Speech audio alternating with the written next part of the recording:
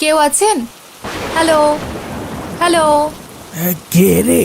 এত রাতে গেট খোলা নিষেধ, সেইটা কি জানা নাই? আসলে এত বৃষ্টি ছিল তাই রাস্তায় আটকে গিয়েছিলাম। আমি নতুন এসেছি এখানে। 601 নাম্বার রুমটায় আজকেই শিফট হব। না, সকালে আইসো, এখন কাউরে এন্ট্রি দেওয়া যাইব না। আমি এখন এত রাতে কোথায় যাব? এই শহরে আমার কেউ নেই। প্লিজ আমাকে আসতে দিন, আর কখনো দেরি করব না। আচ্ছা ঠিক আছে। ঋতু খুব কষ্টে নিজের জিনিসপত্রগুলো নিয়ে ভেতরে প্রবেশ করলো। 601। কত কত বললে? 601। কেন, কোনো সমস্যা হলো নাকি? না না, না মানে, না না কিছু না। এই নাও চাবি। কোন দিকে আমার রুম? আপনি কি কষ্ট করে একটু দেখিয়ে দিতে পারবেন? না না না, আমি পারবো না, আমি ওইদিকে যাব না। এমন আচরণ দেখে ঋতু কিছুটা অবাক হলো। ও আচ্ছা, তাহলে আমাকে যদি বলে দেন রুমটা কোন দিকে, আমি তাহলে খুঁজে নেব। 3 তলার সিঁড়ি দিয়ে গিয়ে সবচেয়ে শেষের রুমটা। আচ্ছা। সে নিজের ভারী জিনিসপত্রগুলো নিয়ে রুমের দিকে চলল।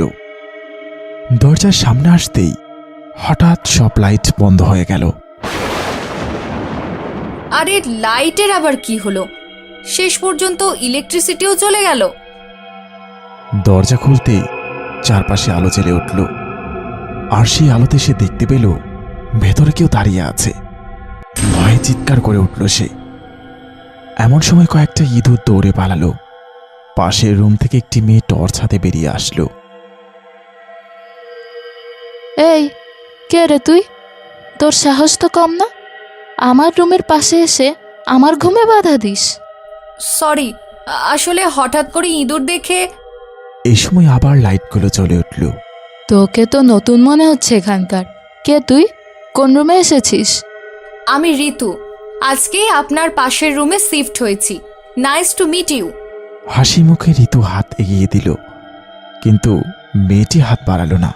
তুই এখনো এখানকার নিয়ম কানুন জানিস না, বুঝলি? কাল আমার সাথে দেখা করবি। বলেই চলে গেল সে।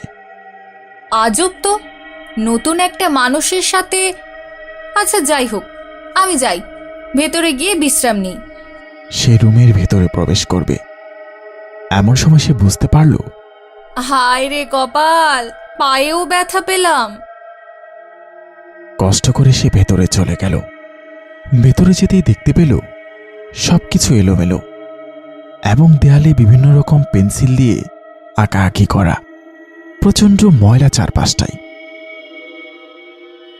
ইস, এখন তো মনে হচ্ছে সব পরিষ্কার করা ছাড়া বিশ্রাম নেওয়াটারও উপায় নেই। কি একটা অবস্থা হয়ে আছে এখানে। ঋতু পরিষ্কারের কাজে লেগে গেল। ঘড়িতে তখন রাত 2টো। বাইরে এখনো বৃষ্টি হয়েই যাচ্ছে। সবকিছু পরিষ্কার করে ফেলেছে সে। তারপর শুয়ে পড়ল বিছানায়। কখন যে ঘুমিয়ে পড়ল জানা নেই।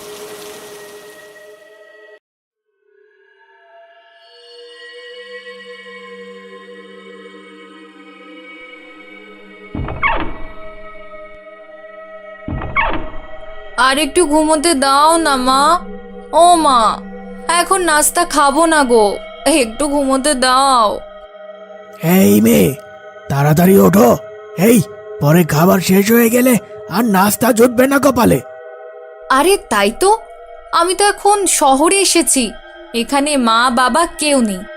আবদার করে শুয়ে থাকা যাবে না, তাড়াতাড়ি হাত মুখ ধুয়ে নে ঋতু।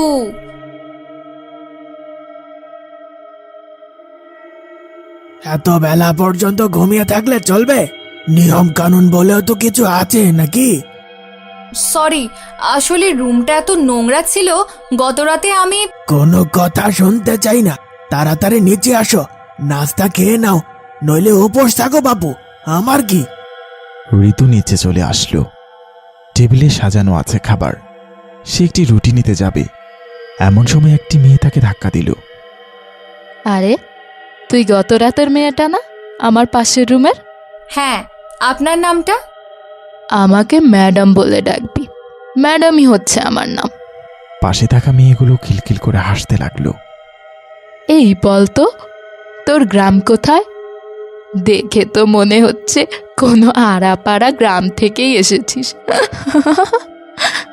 প্লিজ, আপনি আমার সাথে এমন ব্যবহার করবেন না। আমি আপনার সাথে কোনো ঝামেলায় যেতে চাই না, আপনিও আমার সাথে ঝামেলা করবেন না। ওমা ওমা, দেখছিস তোরা মুখে মুখে তর্ক করছে। খুব সাহস তোর, তাই না? দেখবি তোর সাহসিকতা কিভাবে ছুটাই।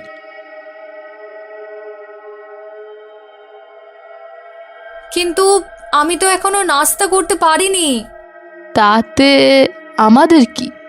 ক্লাস শেষ করার পর আবার সেই মেয়েটির সাথে দেখা হলো। এই গেও ভূত, আজকে যেই অ্যাসাইনমেন্টের কথা বলেছে তোরটার সাথে আমারটাও করে আনিস। মানে? মানে আবার কি? এখানে পড়তে হলে, হোস্টেলে থাকতে হলে আমি যা বলি তোকে করতে হবে। সুমির দেয়া খাতাটা হাতে নিয়ে তাকিয়ে রইল সে। মনে মনে কিছুটা আফসোস করে ক্লান্ত পায়ে এগিয়ে চলল হোস্টেলের দিকে। এসে থেকেই কিছু ভালো কাটছে না। আমি গ্রাম থেকে এসেছি বলে আমার সাথে এমন করবে? নিজের কাজেরই শেষ নেই, সেখানে এখন ওদের হোম টাস্কটাও আমাকে করতে হবে। মনে এটা সেটা ভাবতে ভাবতে একটা চলন্ত গাড়ির সামনে এসে পড়ল ঋতু। যখন গাড়িটা তাকে চাপা দেবে এমন সময় একটা হাত তাকে টেনে সরিয়ে নেয় সেখান থেকে। কিন্তু মানুষ জড়ো হতেই চোখের পলকে অদৃশ্য হয়ে গেছে সে। কে কে ছিল? কে বাঁচালো আমায়? আমি নিশ্চিত আমি কাউকে দেখেছিলাম যে আমাকে বাঁচিয়েছে। ঋতু তার রুমে বসে পড়াশোনা চালিয়ে যাচ্ছিল। এমন সময় দরজায় নক। সে দরজা খুলে দেখতে পেল কিছু মেয়ের সাথে দাঁড়িয়ে আছে সুমি। কি হলো তোমার এখানে? কিছু প্রয়োজন? গত 2 দিন থেকে আমাদের জামা কাপড় ধোয়া হয়নি। তাহলে আমি কি করব? কি বলছো তোমরা এসব? আমি পড়ালেখা করছি, আর এমনিতেও আমি কেনই বা তোমাদের কাজ করব? বলতে না বলতেই সুমি চুল টেনে ধরল ঋতুর। খুব সাহস হয়েছে, তাই না? আমার মুখের উপর তর্ক। আহ, উফ, ছাড়ো বলছে, লাগছে। তাড়াতাড়ি গিয়ে সব পরিষ্কার করে আন, নয়তো তোর খবর আছে। আচ্ছা ঠিক আছে ঠিক আছে, আমার চুল ছাড়ো। সুমি কাপড়গুলো ঋতুর গায়ে ছুঁড়ে মারে। কোনো উপায় না পেয়ে বাধ্য হয়ে সে কাপড়গুলো তুলে নিয়ে ভিতরে চলে যায়। বাথরুমে ঢুকে সাবানের উপর পা রাখতেই পিছলে পড়ে যেতে লাগলো সে। এমন সময় অদৃশ্য কেউ তাকে হাওয়ায় তুলে ধরল। কে? এখানে কে আছে? না, সবটা কোনোভাবেই আমার মনের সন্দেহ হতে পারে না। আমি নিশ্চিত এখানে আমাকে সাহায্য করার চেষ্টা করছে কেউ। কখনো গাড়ির অ্যাক্সিডেন্ট থেকে, কখনো বাথরুমে পড়ে যাওয়া থেকে। অবশ্যই কেউ আছে, কিন্তু কে সে? আরে তুমি নতুন মেয়েটা না, 601 নাম্বার রুমের? জি। কবে এলে? কেমন কাটছে দিনকাল? গত রাতেই এসেছি। ঋতুর হাতে এতগুলো কাপড় দেখে জিজ্ঞাসা করলো, এখানে সবাই তোমার সাথে ভালো আচরণ করছে তো? কোনো সমস্যা হলে আমাকে জানাবে। আসলে কিছু কিছু দুষ্টু মেয়ে আছে, নতুন মেয়েদের পেলেই ফাইজলামি করে। তোমার সাথে অমন কিছু করছে না তো? আসলে জি না, আমি ভালো আছি। আচ্ছা, তাহলে আমি চলি, তুমিও তোমার রুমে চলে যাও। এমনিতেই তো ঝামেলার অভাব নেই, এখন যদি বিচার দেয় তাহলে ওই সুমি নামের মেয়েটা আমার জীবন নরক করে ফেলবে। থাক ভাই, আমি ওদের থেকে দূরে দূরে থাকলেই ভালো। সে নিজের রুমে চলে গেল। ঠিক সেই সময়টাতেই হঠাৎ করে সিলিং ফ্যানটা ছুটে পড়ল, কিন্তু ফ্যানটা তার গায়ের সামনে এসে থমকে গেল। ঋতু দীর্ঘ শ্বাস ছেড়ে কান্না করতে করতে বলল, কে তুমি? আমাকে কেন সাহায্য করছো? প্লিজ আমাকে বলো, প্লিজ দেখা দাও, প্লিজ, আমি তোমার কোনো ক্ষতি করব না। বলতে না বলতেই দৃশ্যমান হলো একটি ছেলে, যার গায়ে ভয়ঙ্কর কালো দাগ, মুখ ফ্যাকাশে। তুমি কি আমায় ভয় পাও না? ঋতু কিছুক্ষণের জন্য স্থির হয়ে গেল, তারপর মনে সাহস নিয়ে বলল, না, তুমি তো আমার বিপদের বন্ধু, তোমাকে কেন ভয় পাবো বলো? এই শহরে আসার পর থেকেই তুমি আমাকে সাহায্য করে যাচ্ছ, তাহলে কেন আমি তোমাকে ভয় পাবো? আমি তো ভয় পাই এখানে থাকা স্বার্থপর মানুষগুলোকে। তা ঠিক বলেছ। তোমার নাম কি? আমার নাম রবিন। এখানে আসার পর থেকে আমার একটাও বন্ধু হয়নি, শুধুমাত্র আমি গ্রাম থেকে এসেছি বলে। এখানে পরিবার ছাড়া থাকতে আমার ভীষণ কষ্ট হয়, কিন্তু তার মধ্যে এত নিষ্ঠুর আচরণ আমার জীবনটাকে নরক করে তুলেছে। তোমার যদি একটা ভূতের সাথে বন্ধুত্ব করতে সমস্যা না হয়, আমার কিসের আপত্তি? তুমি নিশ্চয়ই ওই ফ্যানটার জন্য ব্যথা পেয়েছো। ভূতের আবার ব্যথা? তারা দুজনেই একসাথে হেসে উঠল। এভাবেই কাটতে লাগলো কয়েকদিন। তাদের দুজনের মাঝে সুন্দর একটি বন্ধুত্ব গড়ে উঠেছে। মাঝে মাঝে অন্ধকারে রবিনকে দেখে ভয় পেয়ে যায়, কিন্তু তবুও তাদের মাঝে কখনো বন্ধুত্বের ফাটল ধরেনি। তুমি তো আমায় হার্ট অ্যাটাকে মেরে ফেলবে, আমি ভয় পেয়েছিলাম। কি করব? আমি তো আর দিনের আলো সামনে আসতে পারি না। কি হয়েছে তোমার? তুমি কাঁদছিলে কেন? আর কে?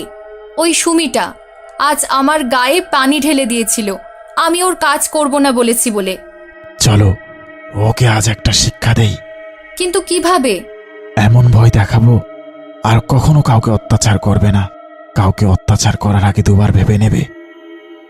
এমন অবস্থা করে ছাড়বো, একা বাথরুমে যেতেও ভয় পাবে।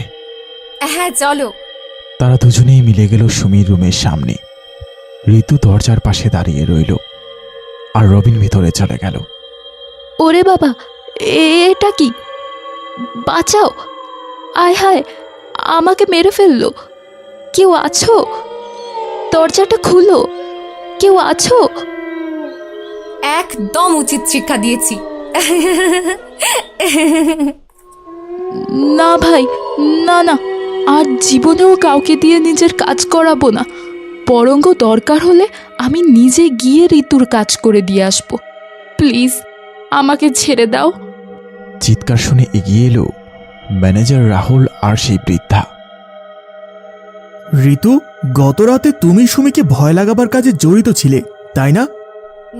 না মানে সত্যি কথাটা আমাকে বলতে পারো? আমি মূলত আজ সেই কথা জানতে আসিনি।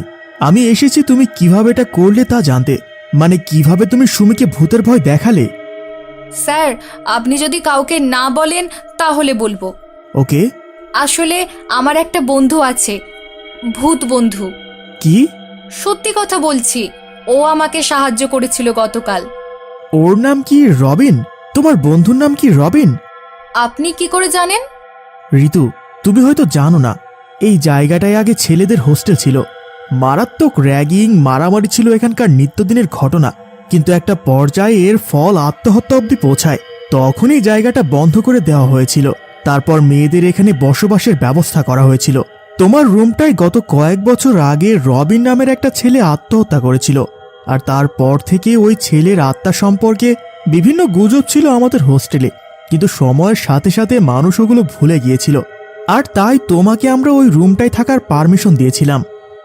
ও, তার মানে রবিন আত্মহত্যা করেছিল? কিন্তু কেন? তা তো আমিও জানি না, তবে খুবই দুঃখের একটা জীবন পার করছিল ছেলেটা। কিন্তু যদি সত্যি রবিনের আত্মা এখনো এখানেই থেকে থাকে, তাহলে আমি বলবো মরার পরও রবিন শান্তি পেল না। কেন? কারণ মৃত্যুর পর কোনো আত্মা পৃথিবীতে ঘোরাঘুরি করে না ঋতু। যারা করে তারা দুর্ভাগ্যবান, দুঃখী। কি ব্যাপার? কেন ডাকলে আমায়? রবিন, তোমার সাথে কি হয়েছিল? কেন তুমি এখনো এখানেই পড়ে আছো? মানে তুমি কি এই পৃথিবী থেকে চলে যেতে পারছো না বলেই এখানে ঘোরাঘুরি করছো? হ্যাঁ ঋতু, আসলে আমার মৃত্যুর পর আমার আত্মাটা এখানে আটকা পড়ে যায়। আমার দেহটাকে ফেলে দেওয়া হয়েছে ময়লার ভাগাড়ে। কি? হ্যাঁ, ঠিক বলেছি। তুমি কেন আত্মহত্যা করেছিলে? না ঋতু, আমি আত্মহত্যা করিনি। আমাকে খুন করা হয়েছিল। ভার্সিটির কিছু স্টুডেন্ট মিলে আমাকে জোর করে অনৈতিক কাজে যুক্ত করতে চেয়েছিল, কিন্তু কিন্তু আমি তাদের কথায় রাজি হইনি। আমি তাদের কুকীর্তি ফাঁস করতে চেয়েছিলাম, তাই তারা আমাকে হত্যা করে আত্মহত্যার নাটক বলে চালিয়ে দেয়। তাহলে তোমার আত্মাকে মুক্ত করতে আমি কি করতে পারি রবিন? আমি জানি না ঋতু, শুধু এটুকু মনে আছে, আমাকে মারার পর আমার শরীরটা তারা ময়লায় ফেলে দিয়েছিল। আমি খুব প্রার্থনা করতাম কেউ আমাকে সাহায্য করুক, আমি এই অভিশাপ থেকে মুক্তি পেতে চাই। কিন্তু একটা ভূতকে কে সাহায্য করবে? আমার উপস্থিতিতেই সবাই ভয় পেয়ে পালিয়েছে তো। না রবিন, তুমি ভুল করছো। অবশ্যই তুমি আমাকে সাহায্য করেছো, অনেক অনেক বড় সাহায্য করেছো। আমার মনে হচ্ছে সমস্যাটা তোমার মাঝে না, বরং সমস্যাটা আমার মধ্যে। মানে? তোমাকে আমার বন্ধু বানাতে চেয়েছিলাম, যার মাধ্যমে দীর্ঘদিন যাবৎ তুমি আমার সাথেই পড়ে আছো। তুমি আমাকে প্রতিনিয়ত সাহায্য করে যাচ্ছ, আর যেহেতু আমি এখনো তোমার সাথেই থাকতে চাই, সময় কাটাতে চাই, তাই তোমার সাহায্যের কর্তব্য এখনো শেষ হচ্ছে না। যদি আমি তোমাকে তোমার কর্তব্য থেকে অবসর দিই, তবেই তুমি হয়তো মুক্তি পাবে। তাহলে তো আর কখনোই তুমি আমাকে দেখতে পারবে না।